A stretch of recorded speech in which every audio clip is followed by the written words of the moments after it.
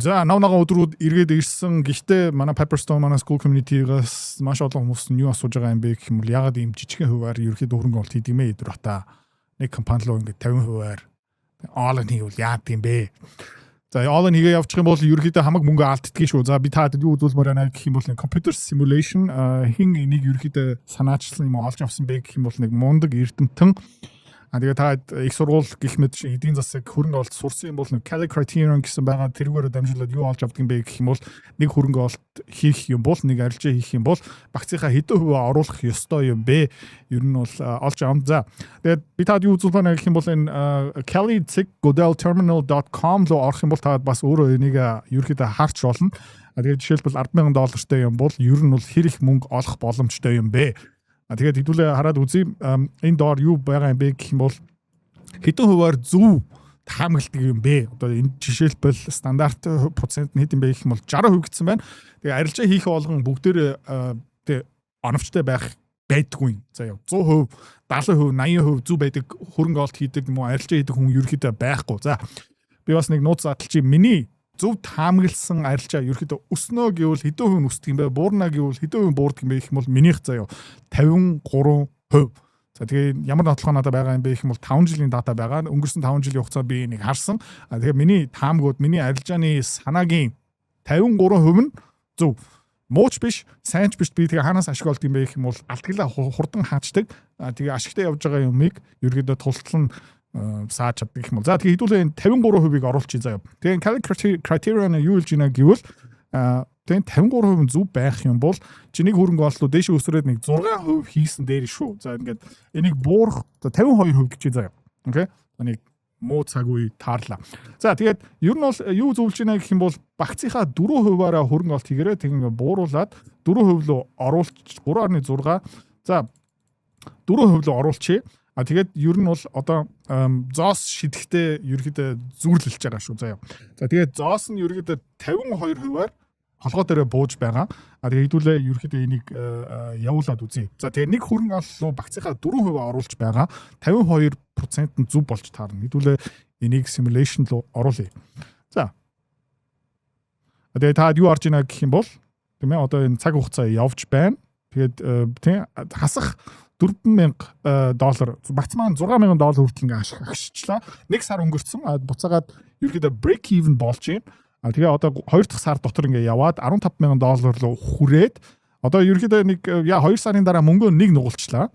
Тэгээ ингээ дээшээ яваал байна. Хаяа ингээ доошоо явж гин, хаяа ингээ дээшээ явж байгаа. Гэхдээ одоо нөгөө цаг хугацаа урт байх тусам ерөөдөө confidence interval гэх мэт чинь одоо тийм sample size нь томорч байгаа учраас тэгээ та харж байгаа юм бол 52%-аар зөв байж таарах юм бол багцынхаа 4% оруулах юм бол та ингээ харж гин ер нь бол нэг 4 сарын дараа мөнгөө 5 нугалсан байна. Гэхдээ одоо томоохон хямрал ирж байна. Тэ хямрал ирж байна яагаад гэх юм бол энэ статистик энэ нөгөө хувьцааны савлгаа тэгээд ер нь бол та юу харж байна гэх юм бол одоо багц маань буцаагаад $7,000 хүртэл ингээ агшсан байна. Яагаад гэх юм бол тэ турхай цаг үе таарч эхэлж байна. За тэгээ хэдүүлээ ингээ харъя энэ одоо ерөөхдөө буцаагаад дээшээ явах ёстой одоо за нэг хагас жил өнгөрсөн байна. Буцаагаад $10,000-тай ингээ хүрж байна. Одоо тий одоо буцаагаад зоосноор хэдүүлээ ерөөхдөө азтай болж байна. Тий 52% одоо биднийг буцаагаад дээшээ авчиж जैन тэгээ юу болж байна гэх юм бол баг нэг cup and handle юм шиг болж байна. Гэхдээ та юу үзүүлж байна гэх юм бол хэдүүлээ энэ дээр дампуурахгүй байна.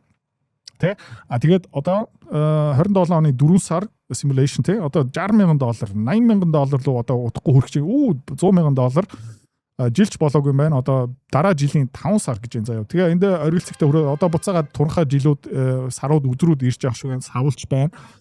Тэгээ хэдүүлээ харцгаая. За нэг бүтэн жил харцгаая. Одоо 7 сар болж байна. Окей. За одоо 8 сар болох гэж байна. За 7 сар болж байна. Тэгээ $150,000 болж байна. За зогсоё. Окей. 52%-аараа зөв. 48%-аараа буруу. Тэгээ нэг хөрөнгө оолт руу 4% оруулж байгаа. Тэгээ юу болж байна гэх юм бол тий нэг жилийн дараа багц маань $435,000 болж байна. Энэ дээр их сүртэй юмнууд нь оруулах байгаа. Зүгээр тий багцынхаа 4% оруулаад зөв юм бол өсөн, буруу юм бол буурна гэсэн юм оруулсан байгаа. Гэхдээ таадад бас юу үзүүлмээр байна гэх юм бол 53% одоо миний процент шүү 53% Тэгээд хэдүүлээ энэ Kelly Criterion-ыг мөрдөхгүй нэг хувьцаа руу байж байгаа тийм. За одоо хэдүүлээ юу юм бэ гэх юм бол Kelly Criterion энэ дээр 53% зөв байна гэж тавьчих. Тэгээд нэг ширхэг хувьцаа руу 10% оруулъя гэж бодъё. Нэг арилжаан дээр 10% оруулъя гэж бодъё. Тэгээ ер нь бол биднэрт юу зөвлөж байна гэх юм бол Kelly Criterion-оор 53% зөв байх магадaltaй юм бол за багцынхаа нэг хөрөнгө олт дотор нэг 6%-аас дээш бити хөрөнгө олт хийгэрэй гэж зөвлөж байна. Тэгээ одоо ямар үр дүн гарах юм бэ хэдүүл харцгаая. За миний хамгийн юу юм бэ гэх юм бол баг дампуурч магадгүй шүү. Савлгаа бүр амар. За ерөнхийдөө та харж байна сар өнгөрөөгүй байна. $25,000 ингээд дэш явж байна. За тэг ингээд доошо буурж байна. Дампуурх болоо. За тэгээ Forex янз бүрийн арилжаа хийдэг хүмүүс яг энэс болж алуулж байгаа шүү. За ингээд дэшээ явж байна. $100,000-200,000 хүрчлээ. За одоо ингээд навс унж гин. Тэгээ навс унахтаа сэтгэл зүй хөдөлдөг. Дээшээ пуучдахаараа бас яг адилхан сэтгэл зүй хөдлөө явцдаг. Тэгээ би бас нэг үнэнгээ хэлчихье. Би ер нь бол $10,000-ыг $200,000 болгож үзээгүй. Яагаад вэ гэх юм бол би 53% зөв байсан ч хаяа зөв байхдаа тэрэг үйлдэл хийдэг. Тэ? Буруу байхдаа бас яг адилхан буруу юм хийдэг. Энэ simulation юу үзүүлж байна гэх юм бол дандаа төгс шийдвэрээ гаргадаг маягаар ерөөдөө ингээ хөрөнгө олт эцсээ үзэж байгаа гэсэн үг. Мөнгө алдчих юм бол тэр чигтээ алдна. Эсвэл хөрөнгө олт өсчих юм бол даблчих юм бол тэр чигтээ даблт ингээ үзэж байгаа. Тэгээ та харж байгаа юм бол энэ аимшигтээ савлж байгаа баггүй юу? Тийм учраас stop loss, take profit гэх мэт чинь юмнууд нь амар чухал. Тэгээ ийм солиотой замаараа явна гэдэг чинь тий одоо нэг хагас жил болцсон байна. 2 удаа олон зуун мянган доллар хүрээд буцаагаад баг дампуурлын иргэн дээрээ ирж байгаа. Ер нь бол иймэрхүү төрлийн багц аваа явна. Иймэрхүү стратегиэр хөрөнгө олт хийгээд явчих юм бол хэдүүл юу болох юм бэ гэх юм бол зүгээр дампуурна гэсэн үг, эсвэл аригчин болно гэсэн үг, эсвэл амиа хорлно гэсэн үг, эсвэл байраа барьцаан тавина гэсэн үг тий. 10% дээр хөрөнгө олт хийж байгаа шүү. Тэгэхээр энэ ийм амар савлж байгаа. Ийм савлгааг ерөөхдөө саруул ирүүл тухайтай хүн баг давахгүй баха. Тэгэхээр та харж байна. Дараа жилийн 5-6 сар болцсон байна. Бараг нэг сая доллар долоос юм байна. Тэ? Тэгээд энүүгээр дамжуулаад би юу хэлэх гээд байна гэвэл тийм хөрөнгө олт хийгээд байгаа юм бол арилжаа хийж байгаа юм бол нэг позиц руугаа нүсэр айгүй хэмжээний мөнгө ерөөсөө хийх хэрэггүй жижигхэн байсан ч is okay. За тэгээд нэг хэсэгтээ бүр 3.5 сая одоо сая $100,000 дээр ингээ явж байна. Тэгээ хизээ нэг цагт би амлая заяа. Бид нэр дампуурна. За одоо буцаа $100,000 л хурж гин. Тэ та ингэ харж байгаа юм бол түрүүний тэ 4%, 3% дээр за барыг дампуурхаа шахсан тэ савлгаа харьцангуй гайгүй байсан. Одоо юу болж байна гэх юм бол нөгөө нэг хөрөнгө олт 10%-аар барьж байгаа учраас ерөөдөө амар юм болж байгаа. Одоо миний хамгийн юм бэ гэх юм бол удахгүй дампуурч буцаагаад өсөж гин. Эхнээс гарч гин. Тэ $300,000, $500,000 гэл. За тэгээд та одоо ойлгож байгаа юу? За тэгээ хэдүүлээ хамгийн сүүлчийн удаа энэ Kelly Criterion-ыг явуулчих. Тэгээд манай Pepperstone-оор дамжуулаад эсвэл манай Schooling гишүүн энийг ерөөхдөө аягүй сайн ойлгож авах ёстой. 53%. Гэхдээ багцын хөрөнгө олт ойролцоо нэг 3%-аар за 2.5%-аар барьчи. Тэгээд ерөөхдөө одоо явуулчих гэх юм бол энэ савлгаа харьцангуй гайгүй. Та харж байгаа бол зоос ингээл яваалаа. Өдөрт 10 арилжаа хийнэ гэсэн одоо юм байгаа. Би бол өдөртөө дунчаар 1-2 арилжаа хийж байгаа. Гэхдээ хэдүүлээ зүгээр энийг математикийн зүгээс, статистикийн зүгээс харах ёстой. Бүтэн сар өнгөрчлөө. Манай багц ерөөхдөө хасахтай явж байгаа. Тэгээд хасах $4,000, одоо $8,000, $7,000 дээр явж байгаа. Тэгээд арилжаа бол ийм 53% гэдэг чинь миний хувьд бол ер нь бол их зовсныхан дараа ийм чадвартай болсон байгаа. Зарим хүмүүс нь бүр 40% дээр явдаг гэх мэтчлэн. Тэгээд яадаг юм бэ гэх юм бол энэ багц маань 50%-аар ингээ агшаад ирэхээр тэнэг шийдвэр гаргадаг. Багц маань 50%-аар дээшээ явахаараа бүр тэнэг шийдвэр гаргадаг ингээ солиороо явцдаг. Тэгээд би арилжааны бурхан би удахгүй саятан болно гээл ингээл сэтгэл зүгээ сайн удирч чадахгүй. Тэгээ ийм савлгааны дунд ерөөхдөө сэтгэл зүгээ маш сайн удирдаад явах хэрэгтэй. Тэгэх юм бол ерөөхдөө та харж ийн $10,000 байсан ч ерөөхдөө айгүй хөөрхөн ашиг олох боломжтой юм шиг байгаа үстэй. Тийм ээ? За тэгээ одоо 1 сарын 27 юм байна. Ер нь бол $20,000 болчлоо. Одоо жоохон sideways consolidation явж байна те. Ерөөхдөө байнга мөнгө хийн гэсэн юм ерөөсөө байхгүй. Тэг ингээд савладаг манай school community-ийн багц бас яг адилхан одоо манай шинээр нэвтрүүлж байгаа энэ Pepperstone-оор дамжуулаад арилжаа их бас яг адилхан. Тэгээд энэ simulation-д явж явах үед би таадад бас нэмээд юм хэлчмээр байна. Таадын дунд бас Монголын янз бүрийн брокеринг компаниараа дамжуулаад гадаад арилжаа хийж байгаа хүмүүс нь бас байгаа.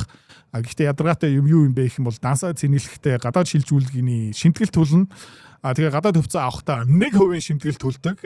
Зарахтаа дахиад 1% шимтгэл төлдөг гэх мэтчлэн манай school community дээр тэгээ манай Pepperstone дээр team баг лойрын тэгээ шимтгэлийн юм ерөөсөө байхгүй. Баг тэд нартай харьцуулахад баг шимтгэлгүй явж байгаа шүү. Тэгээд interactive brokers дээр та өөрөө дансаа нээн. За юу. Тэгээ interactive brokers таас нэг арилжаан дээр яг нэг тогтмол процент аавна. Зарим хувьцаануудыг авахаа $1. За тэгээ зарим одоо Сингапур, Австралийн хөрөнгөний бирж дээр нэг удаа худалдаа авалт хийхдээ магадгүй нэг $10 $15.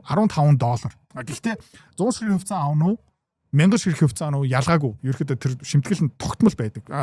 Брокеринг компаниараа дамжуулан явчих юм бол та 1%. Тэгээ зарим компаниуд өнөөдөр хүртэл гадаад арилжаан дээр 2% шимтгэл авч байгаа. Авахтаа 2%, зарахтаа 2% шимтгэл төлнө гэдэг чинь амар тэнэг. За тэгээ бага мөнгөтэй жижиг багцтай хүмүүс те манай контентыг үзсэн бол Pepperstone-оор дамжуулаад дансаа нээж болно.